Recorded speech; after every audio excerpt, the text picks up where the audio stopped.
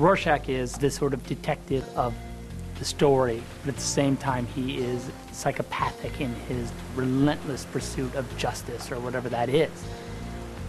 You know, he comes from a broken family, and he grew up on the mean streets, and he slowly became this character. He found this hood that has these shifting ink blots on it, that like a Rorschach test, and they constantly are moving, mirroring each other. You know, whenever he looks, you know, they react with his emotions and things like that. Rorschach's face moves all the time. So that's another whole bit of R&D that we had to do and figure out how we were going to shoot that.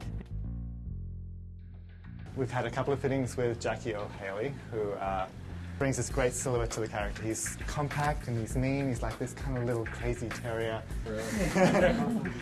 We've come up with this special fabric for his mask. We've done a lycra, which we've screen printed with a photographic version of like a canvas sort of texture. And then we've also put a three-dimensional texture on the top of that.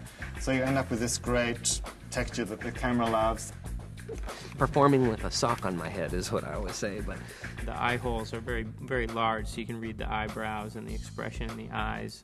The idea is so that I can see what's going on, and that so the guys that are actually putting the blood on there can also just see emotionally what was going on during the performance. He wears that, he emotes, he does everything, and then we take it back into the shop and we track the tracking markers and we replace everything on the face.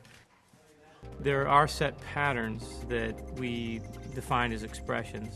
Alex McDowell in the art department created about 13 to 15 different hero patterns. Along the way, we realized, well, if we're going to be faithful to the graphic novel, we should look at what Dave Gibbons drew, because he was actually pretty specific about what blots he would put into each panel and how they would change sometimes. We wanted to get that level of detail into the film as well. We actually go through a hand-drawn 2D process first, and those are all animated flat. They give us back a sequence, and we look at a high-con version of the sequence. So once we buy off on that animation, we already know how it gets rendered, and then it's just all lighting for the actual textured head that we're replacing. Interesting that the character Rorschach, the most loved character as far as fandom goes, is also the character that is the most maniacal and insane.